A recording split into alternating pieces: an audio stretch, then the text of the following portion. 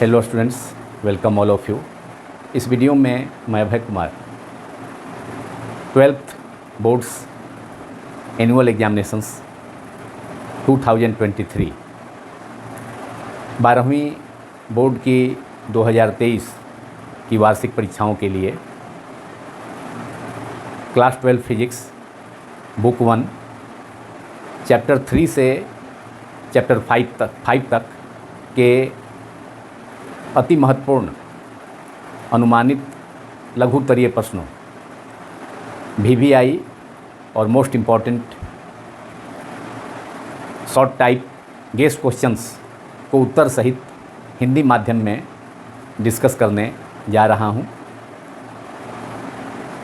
अंग्रेजी माध्यम में VVI short type guest questions के आंसर्स को अलग से वीडियो में करना होगा। 2023 के 12 बोर्ड्स की वार्षिक परीक्षाओं के लिए क्लास 12 फिजिक्स के बुक 1 तथा बुक 2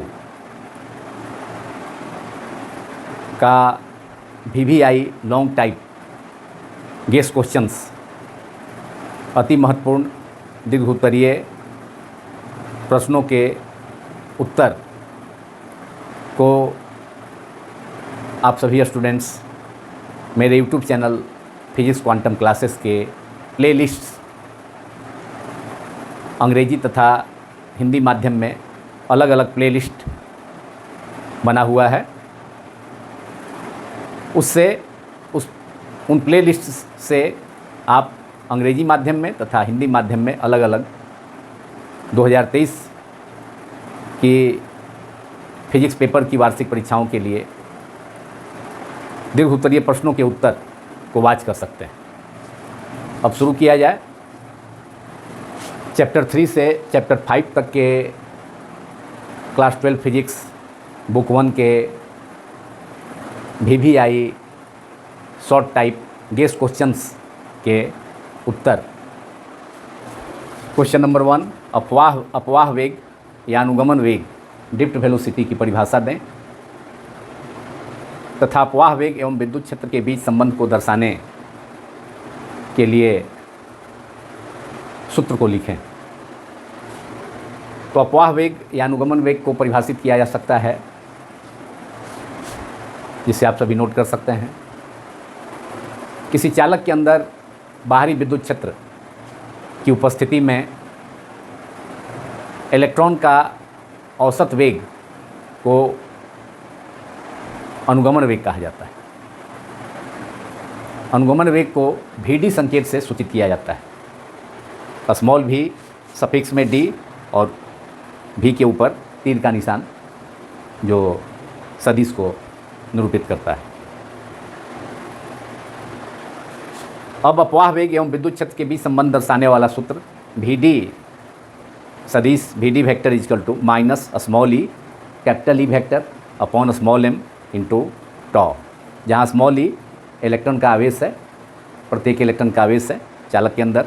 कैपिटल E चालक के दोनों सिरों के बीच स्थापित बाहरी विद्युत क्षेत्र है, आरोपित बाहरी विद्युत क्षेत्र है, जो चालक के दोनों सिरों के बीच बैटरी जोड़ने से विभवांतर आरोपित कर उत्पन्न किया जाता है बाहरी विद्युत क्षेत्र, जिसकी दिशा धन विभव से चालक के धन सिरे जो कि B सिरा है उससे दूसरा सिरा C जो कि ऋण विभव पर है, तो धन विभव से ऋण विभव की ओर विद्युत क्षेत्र की दिशा होगी। जब इस चालक BC को, जिसकी लंबाई L है, उसको एक बैटरी से जोड़ दिया जाए तो जो सिरा बैटरी के चालक का जो सिरा अर्थात सिरा B बैटरी के धन ध्रुव से जुड़ा है तो वह धन विभव पर होगा, तथा चालक का दूसरा सिरा C बैटरी के ऋण ध्रुव से जुड़ा है तो वह ऋण विभव पर होगा। तो विद्युत क्षेत्र की दिशा किधर होगी? विद्युत क्षेत्र की दिशा धन विभव से चालक के B सिरे से ऋण विभव मतलब C सिरे की ओर होगी, जिसे चित्र में भी दर्शाया गया है। विद्युत क्षेत्र की दिशा B से C की ओर है।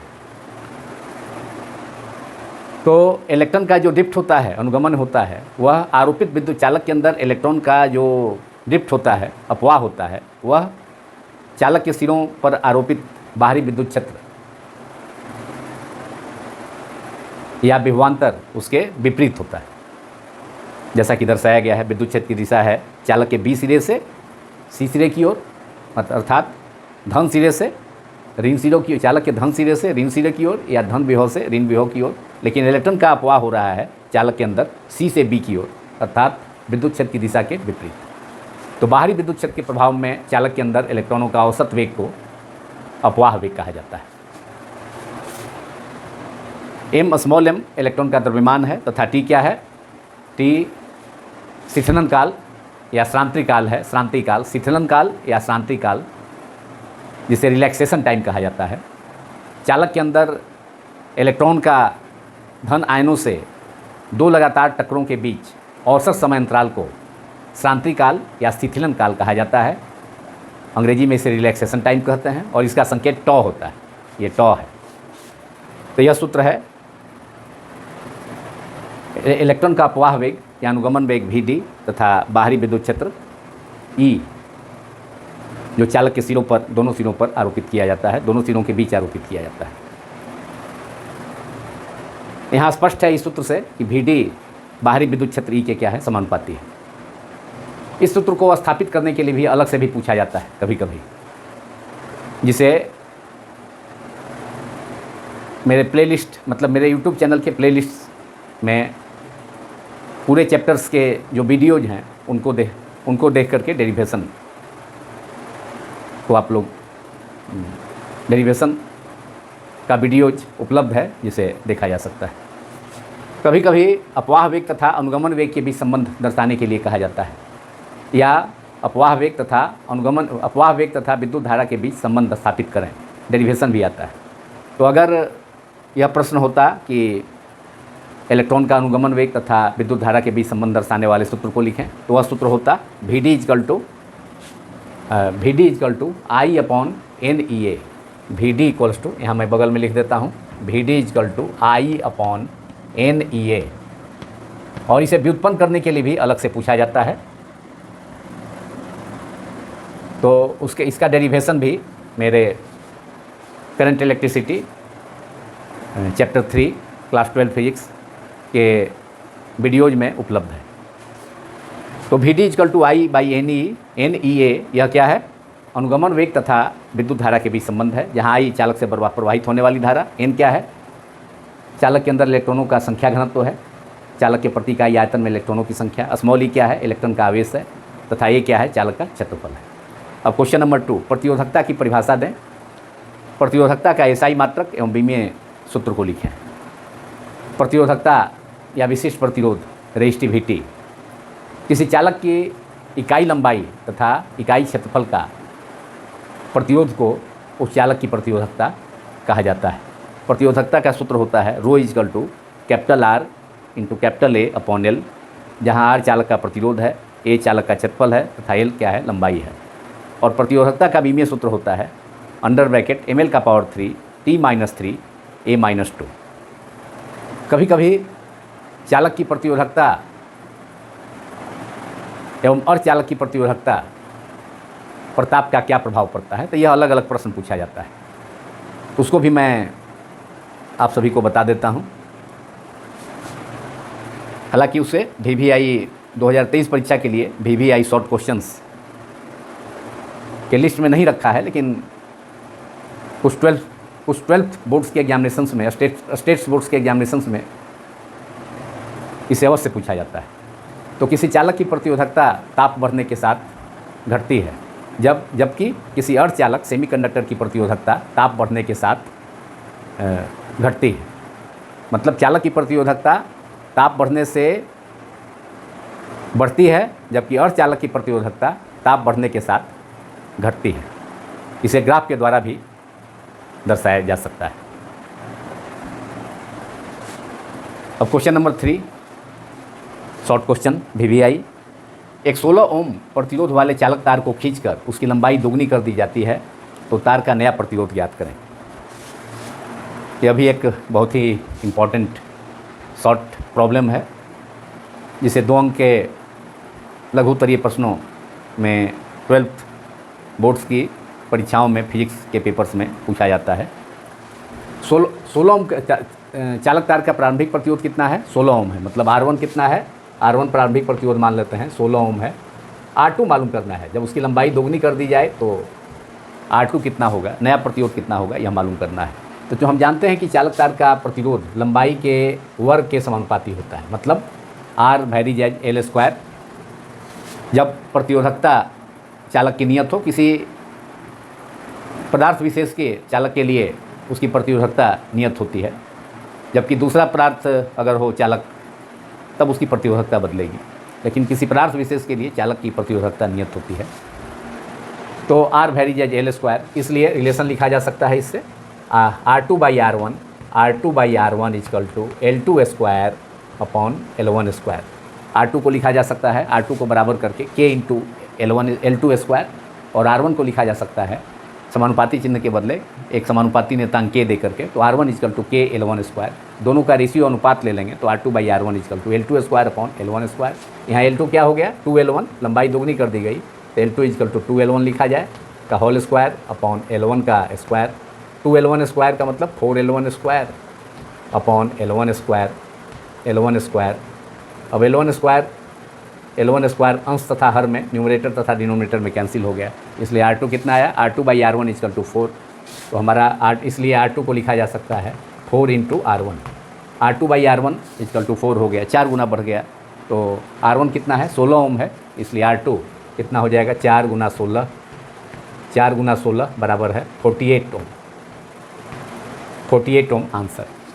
तो जब किसी चालक का प्रारंभिक प्रतिरोध 16 ओम है तथा उसकी लंबाई को अगर दोगुना कर दिया जाए, खींच करके चालक तार को खींचकर उसकी लंबाई को डबल कर दिया जाए तो उसका प्रतिरोध कितना बढ़ जाएगा? 4 गुना बढ़ जाएगा। प्रतिरोध हो जाएगा R2 equal to 4R1, 4 into 16 बराबर 48 ओम।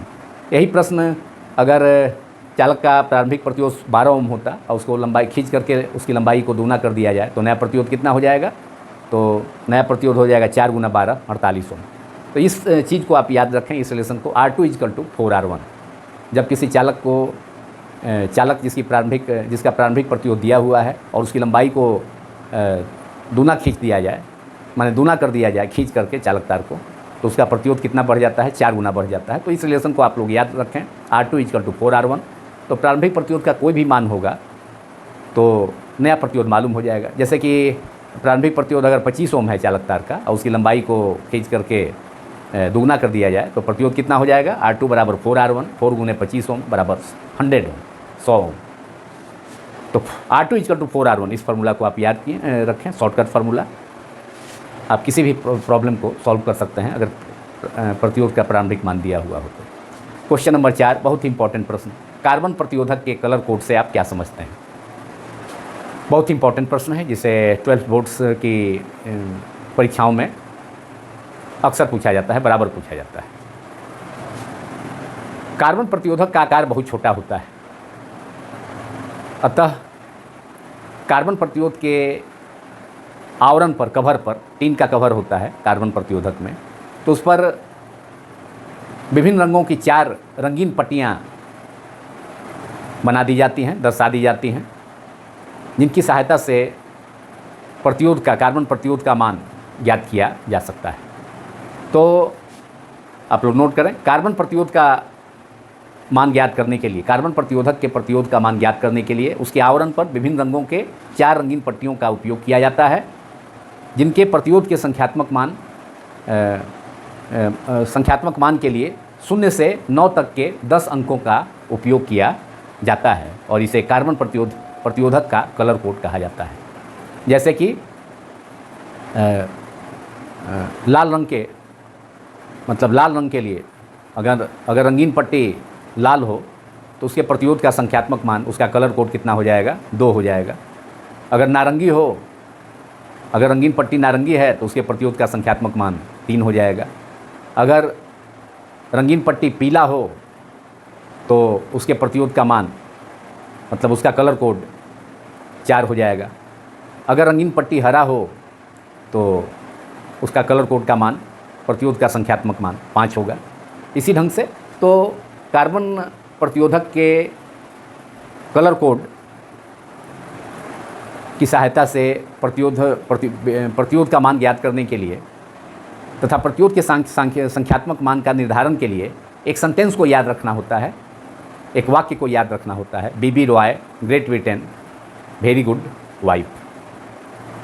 तो इस सेंटेंस की सहायता से आप किसी कार्बन प्रतिरोधक के 4 रंगीन पट्टियों में से पहली 2 रंगीन पट्टियाँ जो प्रतिरोध के संख्यात्मक मान को देती है, दर्शाती हैं, तो उनके मानों का, उनके कलर कोड का निर्धारण कर सकते हैं। कार्बन प्रतिरोधक का तीसरी रंगीन पट्टी गुणक को 10 का पावर माने 10 का घात के रूप में गुणक को दर्शाती है, जबकि कार्बन प्रतिरोधक की चौथी रंगीन पट्टी जो कि स्वर्णिम हो सकता है, गोल्डन या रजतवर्ती सिल्वर हो सकता है, या चौथी रंगीन पट्टी नहीं भी हो सकती है किसी कार्बन प्रतिरोधक में, तो वह प्रतिरोधक के मतलब कार्बन प्रतिरोधक की चौथी रंगीन पट्टी सहन शक्ति टॉलरेंस को प्रदर्शित करती है। सहन शक्ति क्या है? परसेंटेज वेरिएशन कितना है कार्बन प्रतिरोधक का सही मान से, कार्बन प्रतिरोधक के प्रतिरोध का मान सही मान से कितना % कम या अधिक है, उसको दर्शाने के लिए उसको सहन शक्ति कहा जाता है, जो कि कार्बन प्रतिरोधक की चौथी रंगीन पट्टी सहन शक्ति को प्रदर्शित करती है।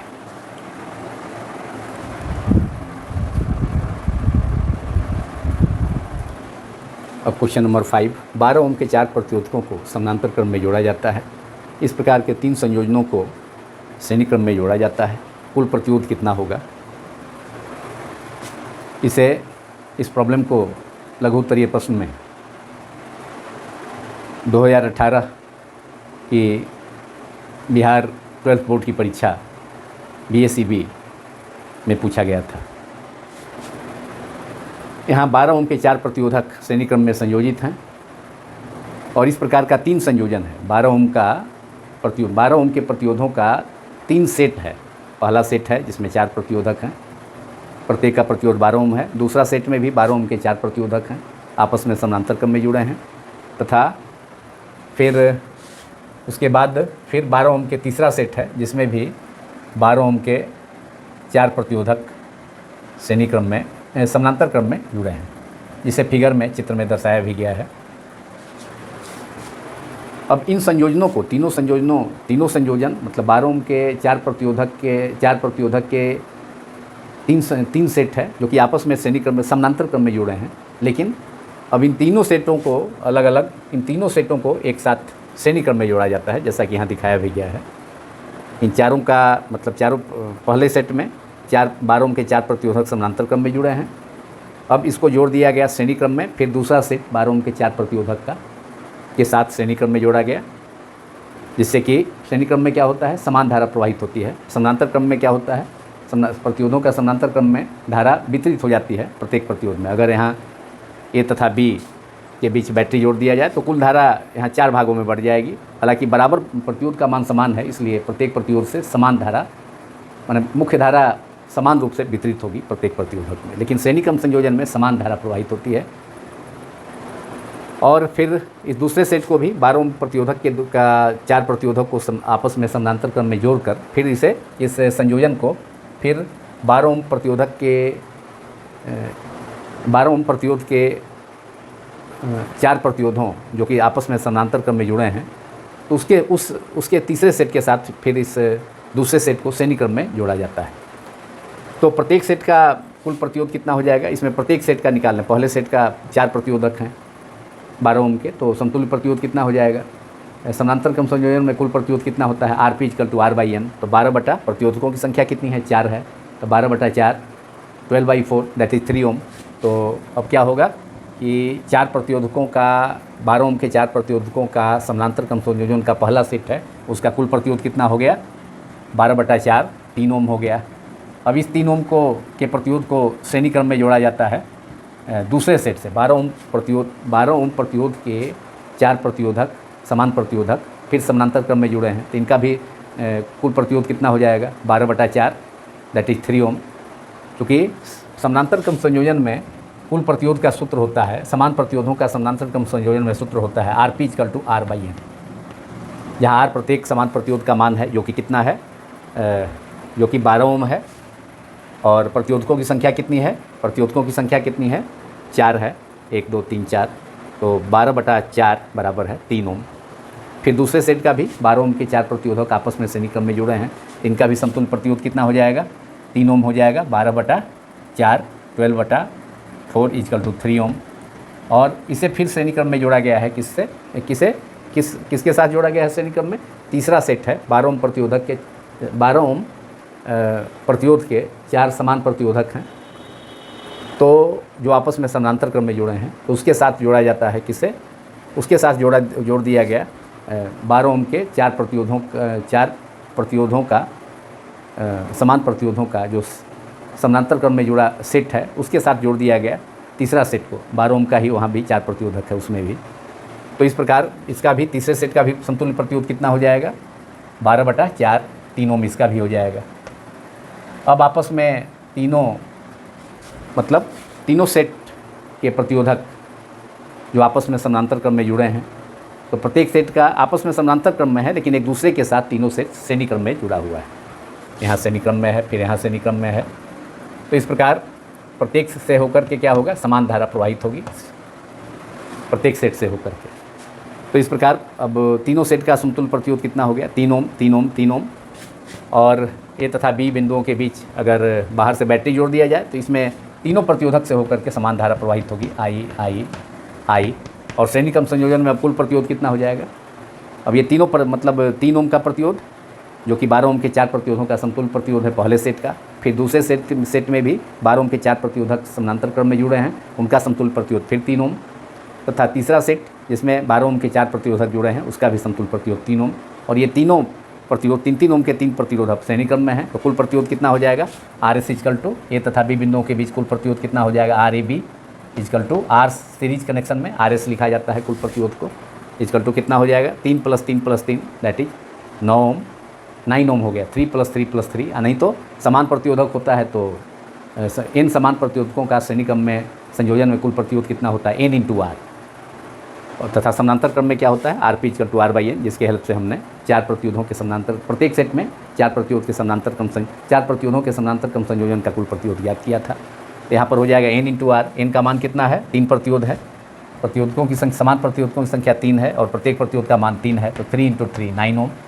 नहीं तो सीधे जो फार्मूला होता है श्रेणी क्रम संयोजन में RS = R1 + R2 + R3, और यहाँ R1 = R2 = R3 समान है, इसलिए RS श्रेणी क्रम संयोजन में कुल प्रतिरोध, तीनों प्रतिरोधकों के श्रेणी क्रम संयोजन का कुल प्रतिरोध 3 + 3 + 3 दैट इज 9 ओम। तो दोनों सूत्र का मैंने एक ट्रिक फार्मूला हो गया, shortcut formula, RS = n × R, n समान प्रतिरोधकों की संख्या तथा n प्रत्येक प्रतिरोध का मान है, तो उससे भी 9 ओम आ गया। नहीं तो तीनों को जोड़ेंगे, RS = R1 + R2 + R3 that is R1 R2 R3 समान है, 3 ओम है, तो R + R + R that is 3 + 3 + 3 that is 9 ओम। अब क्वेश्चन नंबर 6 बहुत ही इंपॉर्टेंट लघु उत्तरीय प्रश्न भी है तथा इसे व्हीटस्टोन सेतु के साथ मिला करके लॉन्ग क्वेश्चन दीर्घ उत्तरीय प्रश्न के रूप में भी पूछा जाता है। वह भी 2023 की परीक्षाओं के लिए, 12th बोर्ड की परीक्षाओं के लिए, फिजिक्स पेपर्स में के लिए काफ़ी इंपॉर्टेंट है, जिसे मैंने गेस किया है लॉन्ग टाइप में। यहाँ लेकिन शॉर्ट टाइप में केवल किरचॉफ के नियमों को लिखना है, किरचॉफ के दोनों नियमों को लिखें। पहला नियम है, किसी विद्युत परिपथ के किसी भी संधि बिंदु पर मिलने वाली सभी विद्युत धाराओं का योग, बीजीय योग 0 होता है, अर्थात सिग्मा i = 0, संकेत के रूप में सिग्मा i = 0। किरचॉफ का पहला नियम आवेश संरक्षण नियम पर आधारित है, इसे वस्तुनिष्ठ प्रश्न में भी पूछा जाता है। अब किरचॉफ का दूसरा नियम, किसी बंद परिपथ या बंद जाल या किसी बंद लूप का कुल विभवांतर नियत होता है संकेत के रूप में, अर्थात सिग्मा भी क्या है, किसी बंद परिपथ के विभिन्न शाखाओं में विभवांतर का बीजीय योग है सिग्मा भी। अगर किसी बंद परिपथ में या बंद जाल में, बंद लूप में 4 प्रतिरोधक हैं और उनके सिरों के बीच विभवांतर V1 V2 V3 V4 है, तो सिग्मा भी का मतलब V1 + V2 + V3 + V4 = 0। और विभवांतर परिपथ में किस ढंग से प्रतिरोध जुड़ा है, उसका रास्ता क्या है, तो उस पर उसका धनात्मक या ऋणात्मक चिन्ह निर्भर करेगा। तो सिग्मा भी इक्वल टू 0, उसमें सेल का अगर बंद परिपथ में विद्युत सेल भी है तो इस किरचॉफ का दूसरा नियम को लिखा जा सकता है sigma V plus sigma E equal to 0, मतलब कुल विभवांतर उसमें सेल का विद्युत वाहक बल भी शामिल है। तो सिग्मा भी प्लस बंद परिपथ के जितने भी सेल हैं सभी सेलों के विद्युत वाहक बलों का योग, मतलब sigma V plus sigma E equal to 0। यहाँ सिग्मा भी में मैंने सेल का विद्युत वाहक बल भी उसमें शामिल है, उसका उपयोग किया है। तो कुल किसी बंद परिपथ का कुल प्रतिरोध, कुल विभवांतर, उसके विभिन्न शाखाओं में प्रतिरोधों के सिरों के बीच का विभवांतर का जो बीजीय योग होता है वह क्या होता है, शून्य होता है। इसे किरचॉफ का दूसरा नियम कहा जाता है। और किरचॉफ का दूसरा नियम ऊर्जा संरक्षण सिद्धांत पर आधारित है, जबकि पहला नियम आवेश संरक्षण सिद्धांत पर आधारित है। अब क्वेश्चन नंबर 7, यह भी एक बहुत ही इम्पॉर्टेंट क्वेश्चन है। बायोट-सावर्ट नियम को लिखें। बायोट-सावर्ट नियम का उपयोग कर किसी धारावाही वृत्तीय कुंडली के अक्ष पर चुंबकीय क्षेत्र या वृत्तीय कुंडली के केंद्र पर चुंबकीय क्षेत्र का व्यंजक ज्ञात करने के लिए यह दीर्घ उत्तरीय प्रश्न में भी मोस्ट इम्पॉर्टेंट VVI प्रश्न है 2023 की परीक्षा के लिए। लेकिन यहाँ पर बायोट-सावर्ट नियम को लिखना है, यह शॉर्ट क्वेश्चन के रूप में है यहाँ, लेकिन काफ़ी इंपॉर्टेंट प्रश्न है जिसे 12 बोर्ड्स के एग्जामिनेशंस में फिजिक्स के पेपर्स में पूछा जाता है।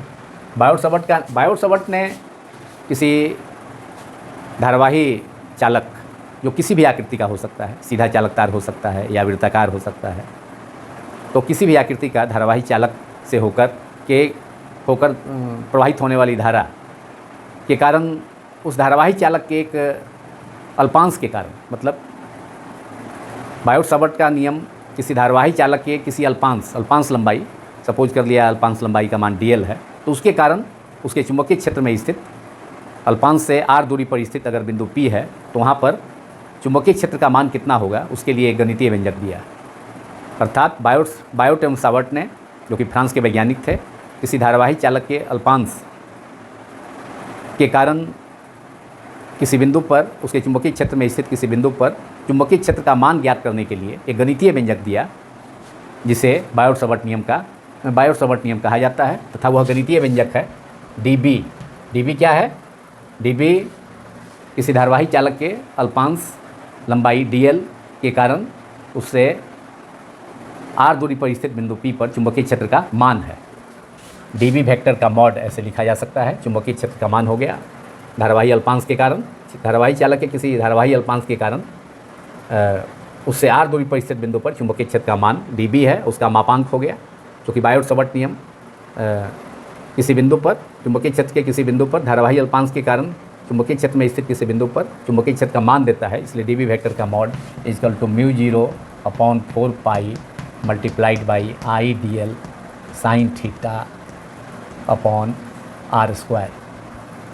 यह समीकरण 1 मान लिया जाए और इसके लिए फिर डायग्राम से दिखाया जा सकता है। सपोज किया जाए किसी भी आकृति का एक धारावाही चालक है और इसमें इसका नाम दे दिया जाए AC, और इसमें धारा A से C की ओर प्रवाहित हो रही है, नीचे से ऊपर की ओर। इसकी एक अल्पांश लंबाई है CD, इसकी एक अल्पांश लंबाई है, क्योंकि हमने नाम इसका दिया है धारावाही चालक का, इसका नाम AQ कर दिया जाए।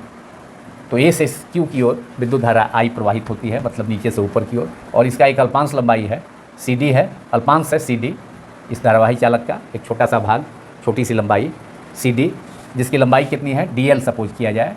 इस अल्पांश CD, धारावाही चालक के अल्पांश CD की लंबाई कितनी है dl है, और इसके केंद्र O से, अल्पांश CD के केंद्र O से r दूरी पर स्थित बिंदु कौन है? P है, और यहाँ चुंबकीय क्षेत्र कितना है?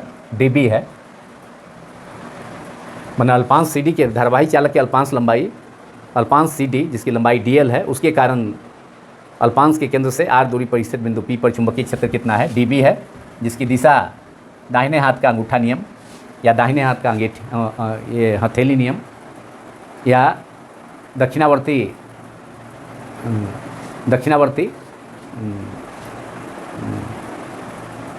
काक का नियम, कॉर्क का नियम या दक्षिणावर्ती पेंच का नियम, उसकी सहायता से प्राप्त किया जा सकता है।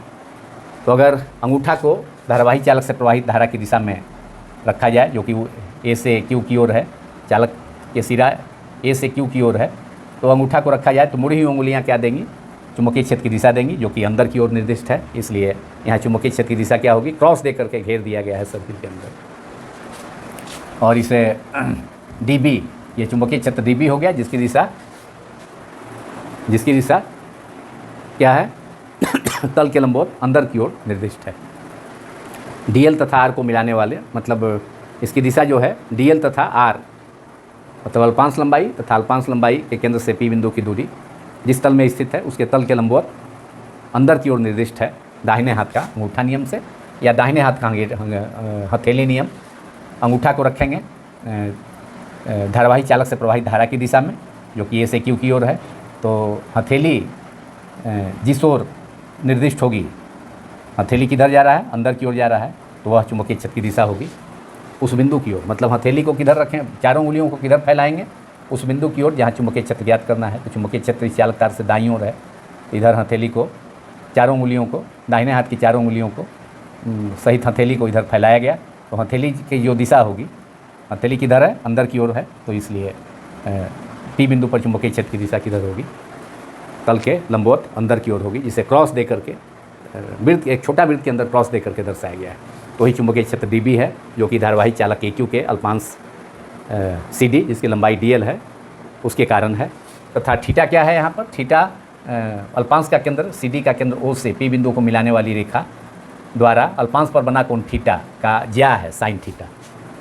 तो बायोट-सावर्त नियम क्या हो गया, धारावाही चालक के अल्पांश लंबाई dl के कारण अल्पांश से r दूरी पर स्थित बिंदु P पर चुंबकीय क्षेत्र का मान dB वेक्टर का mod equal to μ0/4π multiplied by I dl sine theta upon r square. जहाँ थीटा क्या है, अल्पांश पर बना हुआ कोण है अल्पांश से P बिंदु को मिलाने वाली रेखा के द्वारा। r क्या है, अल्पांश का केंद्र से CD के केंद्र से P बिंदु की दूरी है। तो यह बायोट-सावर्त का नियम है। यह बायोट-सावर्त नियम का अधिस रूप है क्योंकि यहाँ चुंबकीय क्षेत्र का मान दर्शाया गया है। जहाँ μ0 क्या है, निर्वात या शून्य की चुंबकनशीलता है, जिसका मान कितना होता है, μ0 का मान 4π × 10⁻⁻7 टेस्ला मीटर पर एम्पियर या हेनरी पर मीटर। टेस्ला को T से, मीटर को स्मॉल m से, पर टेस्ला मीटर पर एम्पियर, और दूसरा यूनिट क्या है, हेनरी पर मीटर। अब बायोट-सावर्त नियम को सदिश रूप में भी लिखना जरूरी है। अगर एग्जाम में पूछा जाता है लघुत्तरीय प्रश्न में, तो इसको दोनों रूप में लिखना होगा। इक्वेशन समीकरण 1 dB वेक्टर का mod equal to μ0/4π I dl sine theta by r square, यह गणितीय व्यंजक बायोट-सावर्त नियम कहलाता है। तो यह अधिस रूप है, और इसे सदिश रूप में लिखा जाए तो वह भी लिखना होगा। तो dB vector equal to μ0/4π multiplied by I dl vector cross r vector upon r3। यह समीकरण 2 हो गया।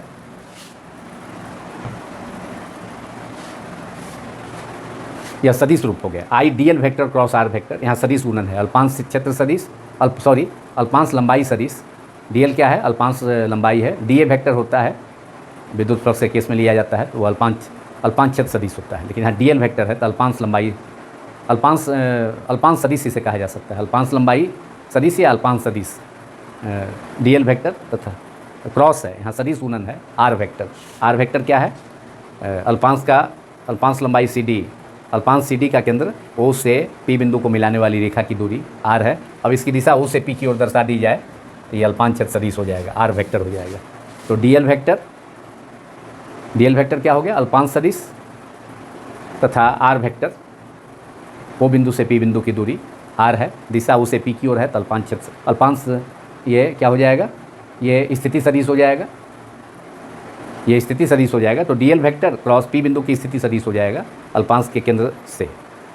तो dl vector cross r vector upon r3, और dl vector cross r vector को लिखा जा सकता है सदिश गुणन का सूत्र से, dl का मॉड r का मॉड इंटू साइन थीटा। तो dl r साइन थीटा हो जाएगा ऊपर में, नीचे r3 लिया है, तो r अंश में r और हर में r3 है, तो एक r कैंसिल हो जाएगा, तो फिर हमें अधिस रूप में आ जाएगा I dl sine theta upon r square आ जाएगा। I into dl vector cross r vector upon r3, तो dl vector cross r vector upon r3, तो सदिश गुणन का फॉर्मूला यूज करने के बाद यह फिर कितना आ जाएगा, dl vector cross r vector बटा r3 का मान आ जाएगा dl साइन थीटा बटा r स्क्वायर। अब क्वेश्चन नंबर 8, यह भी बहुत ही इंपॉर्टेंट प्रश्न है। संट क्या है? संट के दो उपयोगों को लिखें। तो संट क्या है? किसी विद्युत परिपथ में गैल्वेनोमीटर के समानांतर क्रम में अल्पमान का प्रतिरोध एस जोड़ दिया जाता है, जिसे यहाँ ठीक चित्र में दर्शाया गया है। गैल्वेनोमीटर जी है, कैपिटल जी से संकेत से सूचित किया गया है, और इसके समानांतर क्रम में अल्पमान का प्रतिरोध एस जोड़ दिया गया है, जिससे कि विद्युत परिपथ में बहने वाली धारा, अधिक धारा को भेजा जा सके तथा गैल्वेनोमीटर की कुंडली भी जलने से बच जाए। तो इसके लिए संट का उपयोग किया जाता है। तो संट क्या है? किसी विद्युत परिपथ में गैल्वेनोमीटर के समानांतर क्रम में जोड़े जाने वाला अल्पमान का प्रतिरोध को संट कहा जाता है। अब संट के दो उपयोग हैं, दो उपयोग लिखना है, मैंने पूछा गया है प्रश्न में। तो पहला उपयोग है संट का उपयोग गैल्वेनोमीटर की कुंडली को जलने से बचाने में, क्योंकि गैल्वेनोमीटर की सहायता से, गैल्वेनोमीटर से होकर गैल्वेनोमीटर बहुत अल्प धारा को विद्युत परिपथ में अगर गैल्वेनोमीटर को जोड़ा जाता है तो गैल्वेनोमीटर में उस परिपथ में जोड़ना होता है जिसमें कि अल्प धारा प्रवाहित होती है। तो गैल्वेनोमीटर चूँकि अल्प धारा को मापता है, लेकिन अगर इसे लगा दिया जाए उस परिपथ में, विद्युत परिपथ में जिसमें अधिक धारा प्रवाहित हो रही है, तब उपाय क्या है? गैल्वेनोमीटर की कुंडली को जलने से बचने के लिए तो उसके समानांतर क्रम में अल्पमान का प्रतिरोध एस जोड़ दिया जाता है, जिससे कि अधिकांश धारा संट से होकर गुजर जाए तथा केवल धारा का बहुत ही कम अंश या बहुत ही अल्प धारा गैल्वेनोमीटर से प्रवाहित हो, जितना वह माप सकता है गैल्वेनोमीटर। तो संट का पहला उपयोग हो गया गैल्वेनोमीटर की कुंडली को जलने से बचाने में, तथा संट का दूसरा उपयोग किसी एमीटर की माप सीमा को बढ़ाने में।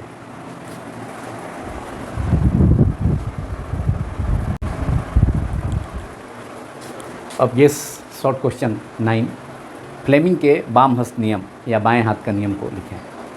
फ्लेमिंग का बाएं हाथ का नियम या वाम हस्त नियम किसी धारावाही चालक पर क्रियाशील बल की दिशा को निर्धारित करता है।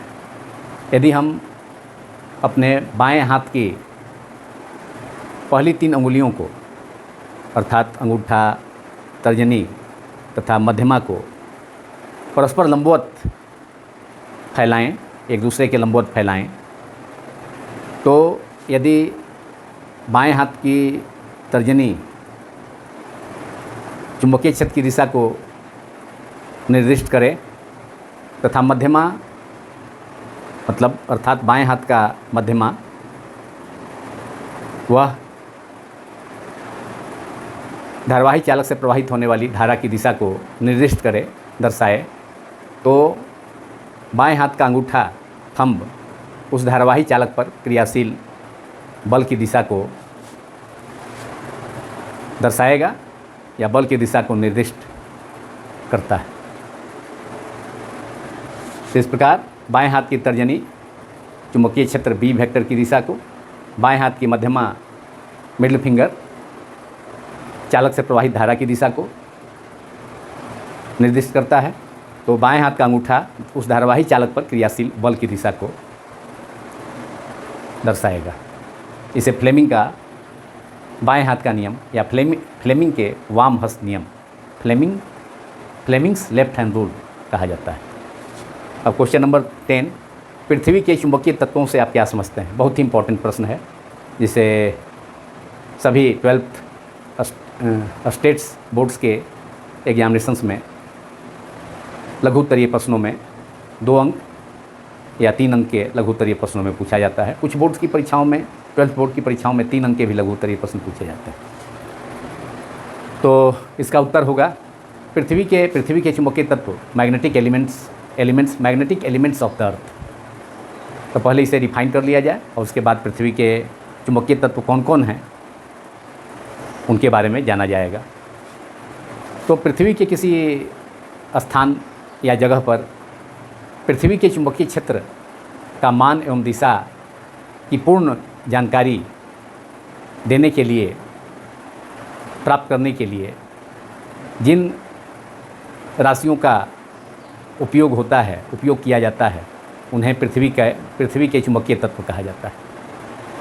पृथ्वी के 3 चुंबकीय तत्व हैं जिनकी सहायता से पृथ्वी के किसी जगह पर पृथ्वी के चुंबकीय क्षेत्र का मान तथा दिशा की पूर्ण जानकारी प्राप्त की जा सकती है। तो पृथ्वी के 3 चुंबकीय तत्व हैं दिक्पात, डिक्लिनेशन अंग्रेजी में, जिसे थीटा संकेत से सूचित किया जाता है। दूसरा चुंबकीय तत्व है पृथ्वी का नमन कोण, जिसे डेल्टा संकेत से सूचित किया जाता है। तथा तीसरा चुंबकीय तत्व पृथ्वी के चुंबकीय क्षेत्र का क्षैतिज घटक, जिसे कैपिटल बी सफिक्स में कैपिटल बी के सफिक्स में कैपिटल एच संकेत से सूचित किया जाता है। तो ये 3 पृथ्वी के चुंबकीय तत्व हैं। नंबर 1 दिक्पात, नंबर 2 नमन कोण तथा नंबर 3 पृथ्वी के चुंबकीय क्षेत्र का क्षैतिज घटक। इन तीनों का परिभाषा भी मैं आप लोगों को बताता हूँ। सबसे पहले दिक्पात की परिभाषा। पृथ्वी के किसी जगह पर भौगोलिक याम्योत्तर तथा चुंबकीय याम्योत्तर के बीच का कोण को दिक्पात कहा जाता है, जिसे थीटा संकेत से सूचित किया जाता है। दूसरा नमन कोण की परिभाषा। पृथ्वी के किसी जगह पर पृथ्वी के परिणामी चुंबकीय क्षेत्र की दिशा का क्षैतिज दिशा के साथ झुकाव कोण को नमन कोण, उस स्थान पर पृथ्वी के उस स्थान पर नमन कोण कहा जाता है। मैं एक बार फिर से इसका नमन कोण की परिभाषा को रिपीट करता हूँ। पृथ्वी के किसी जगह पर पृथ्वी के परिणामी चुंबकीय क्षेत्र की दिशा,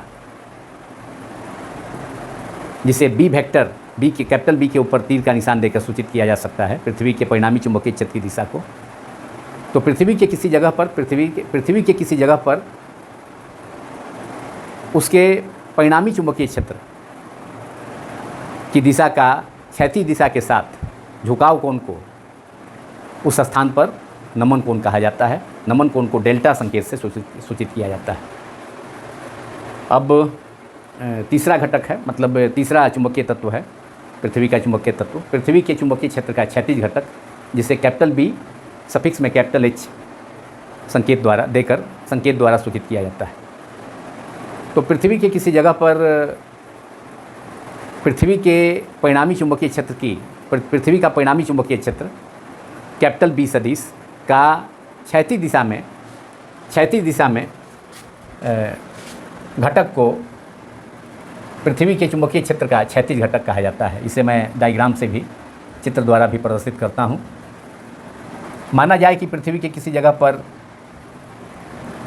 चुंबकीय क्षेत्र की दिशा ओ दिशा में है, ओ बिंदु पर, ओ से ए बिंदु की ओर पृथ्वी के परिणामी चुंबकीय क्षेत्र की दिशा है और उसी क्षैतिज दिशा है। इस दिशा में बी का जो घटक होगा, बी का पृथ्वी के कुल चुंबकीय क्षेत्र का, जो कि ओ दिशा में दर्शाया गया है, तो उसका क्षैतिज दिशा में, उसी दिशा में पृथ्वी के परिणामी चुंबकीय क्षेत्र या कुल चुंबकीय क्षेत्र का क्षैतिज दिशा, उसी की दिशा में घटक कितना है, घटक को BH से दर्शाया गया है। तो इस BH को ही, जो कि क्षैतिज दिशा में घटक है पृथ्वी के कुल चुंबकीय क्षेत्र या परिणामी चुंबकीय क्षेत्र का, जो कि OA दिशा में दर्शाया गया है, तो इसका घटक, मतलब पृथ्वी के किसी जगह पर उसके कुल चुंबकीय क्षेत्र का, मतलब पृथ्वी के कुल चुंबकीय क्षेत्र का क्षैतिज दिशा, उसी दिशा में घटक BH को उस जगह पर, पृथ्वी के चुंबकीय क्षेत्र का क्षैतिज घटक कहा जाता है। तथा दूसरा घटक OD दिशा में है, लंबवत दिशा में, उदर दिशा में, इसे उदग्र घटक कहा जाता है। पृथ्वी के चुंबकीय क्षेत्र का उदग्र घटक कहा जाता है। और नमन कोण कौन हो गया, तो उसी दिशा में जो घटक है पृथ्वी के कुल चुंबकीय क्षेत्र का, B वेक्टर का, BH, उसे पृथ्वी के चुंबकीय क्षेत्र का क्षैतिज घटक कहा जाता है। तथा नमन कोण कौन होगा इस चित्र में, नमन कोण होगा पृथ्वी का परिणामी चुंबकीय क्षेत्र की दिशा, OA का क्षैतिज दिशा, उसी से झुकाव कोण, यह कोण क्या हो गया, डेल्टा हो गया। इस कोण को नमन कोण कहा जाता है। अब क्वेश्चन नंबर 11, किसी स्थान पर पृथ्वी के चुंबकीय क्षेत्र के क्षैतिज घटक का मान उदग्र घटक के मान का √3 गुना है, उस जगह पर, उस पृथ्वी के उस स्थान पर नमन कोण क्या होगा। इसे भी बिहार 12th बोर्ड की परीक्षा 2018 में लघु उत्तरीय प्रश्न में पूछा गया था, इस प्रॉब्लम को भी। तो इसमें नमन कोण निकालना है पृथ्वी के किसी जगह पर, जबकि दिया गया है कि पृथ्वी के किसी जगह पर पृथ्वी के चुंबकीय क्षेत्र का क्षैतिज घटक का मान, जो कि BH है, अभी मैंने इसके बारे में जानकारी दी, तो दिया है कि BH का मान है कितना, उदग्र घटक, जो कि नीचे की ओर OD दिशा में, उदग्र दिशा में, लंबवत दिशा में पृथ्वी के चुंबकीय क्षेत्र का घटक है BV। तो BV का कितना गुना है क्षैतिज घटक BH? √3 गुना है, √3 गुना है। BH बराबर √3 गुने BV। तो उस स्थान पर नमन कोण क्या होगा? तो नमन कोण डेल्टा तथा क्षैतिज घटक BH, पृथ्वी के चुंबकीय क्षेत्र का क्षैतिज घटक BH तथा उदर घटक BV को के बीच संबंध के लिए एक सूत्र है, वो संबंध को दर्शाने वाला सूत्र tan डेल्टा = BV/BH। यहाँ पर BV कितना है, BH कितना है? BH है √3 BV। तो अंश में भी BV है, इस फार्मूला के RHS के अंश में भी BV है, और हर में BH का मान दिया है √3 BV। तो BH के जगह हर में डिनोमिनेटर में हमने √3 BV रख दिया। तो BV से BV कैंसिल हो गया, तो 1/√3 tan डेल्टा = 1/√3। 1/√3 वैल्यू tan का होता है 30 डिग्री, इसलिए डेल्टा = कितना हो जाएगा? 30 डिग्री। तो पृथ्वी के उस स्थान पर चुंबकीय नमन कोण का मान कितना होगा? 30 डिग्री होगा। अब अंतिम प्रश्न, जो कि एक बहुत ही इंपॉर्टेंट प्रश्न है, अंतिम गेस शॉर्ट टाइप क्वेश्चन। प्रतिचुंबकीय पदार्थ के 2 गुणों को लिखें। डाईमैग्नेटिक मटेरियल्स कहा जाता है प्रतिचुंबकीय पदार्थों को। पहला गुण है कि प्रतिचुंबकीय पदार्थ को किसी प्रतिचुंबकीय पदार्थ को बाहरी चुंबकीय क्षेत्र में रखे जाने पर या चुंबक के निकट लाने पर प्रतिचुंबकीय पदार्थ चुंबकीय क्षेत्र की दिशा से हल्के ढंग से विकर्षित हो जाता है। मतलब चुंबकीय क्षेत्र से दूर चुंबक से दूर चले जाते हैं, दूर विकर्षित हो जाते हैं, यानी चुंबक से दूर हट जाते हैं। तो पहला गुण हो गया कि बाहरी चुंबकीय क्षेत्र में प्रतिचुंबकीय पदार्थ हल्के ढंग से विकर्षित होते हैं। तथा दूसरा गुण है चुंबकीय प्रवृत्ति, मतलब प्रतिचुंबकीय पदार्थ की चुंबकीय प्रवृत्ति, जिसे काई संकेत से सूचित किया जाता है। तो ये काई संकेत है, जिसे x को लिख करके उसके दोनों सिरे को थोड़ा सा एक दूसरे की विपरीत दिशा में मोड़ दिया जाता है। तो ये संकेत काई कहलाता है। तो प्रतिचुंबकीय पदार्थ की चुंबकीय प्रवृत्ति ऋणात्मक होती है। तो 2 गुणों को लिखना था प्रतिचुंबकीय पदार्थ के। तो 2 गुणों को हमने बताया। इसके अलावा प्रतिचुंबकीय पदार्थ की चुंबकीय प्रवृत्ति का मान, आपेक्षिक चुंबकनशीलता का मान बहुत कम होता है, 1 से कम होता है। यह तीसरा गुण हो सकता है अगर उससे ज़्यादा गुण पूछे। अगर 4 गुण पूछे तो चौथा गुण हो सकता है प्रतिचुंबकीय पदार्थ की चुंबकीय प्रवृत्ति ताप पर निर्भर नहीं करती। अब अगर प्रतिचुंबकीय पदार्थ के जगह अनुचुंबकीय पदार्थ के 2 गुणों को लिखें या 2 से अधिक गुणों को लिखें, तो उसे भी मैं बताता हूँ। अनुचुंबकीय पदार्थ बाहरी चुंबकीय क्षेत्र में रखे जाने पर या चुंबक के निकट रखे जाने पर चुंबकीय क्षेत्र की दिशा में या चुंबक की ओर हल्के ढंग से आकर्षित होते हैं। दूसरा गुण, अनुचुंबकीय पदार्थ की चुंबकीय प्रवृत्ति का मान कम होता है लेकिन धनात्मक होता है। इसके अलावा अगर अधिक गुण पूछा जाए तो अनुचुंबकीय पदार्थ की चुंबकीय प्रवृत्ति ताप बढ़ने पर घटती है। मतलब अनुचुंबकीय पदार्थ की चुंबकीय प्रवृत्ति काई ताप के व्युत्क्रमानुपाती होती है। इसे क्यूरी का नियम भी कहा जाता है। काई इन्वर्सली प्रोपोर्शनल टू काई वैरीज एज 1/T। एक अन्य गुण अनुचुंबकीय पदार्थ की आपेक्षिक चुंबकनशीलता का मान 1 से अधिक होता है। बहुत अधिक तो नहीं होता है, लेकिन 1 से अधिक होता है। यदि लौह चुंबकीय पदार्थ के 2 गुणों को लिखना रहे या 2 से अधिक गुणों, तो उसको भी मैं बताता हूँ, आप लोग सुनकर नोट कर सकते हैं।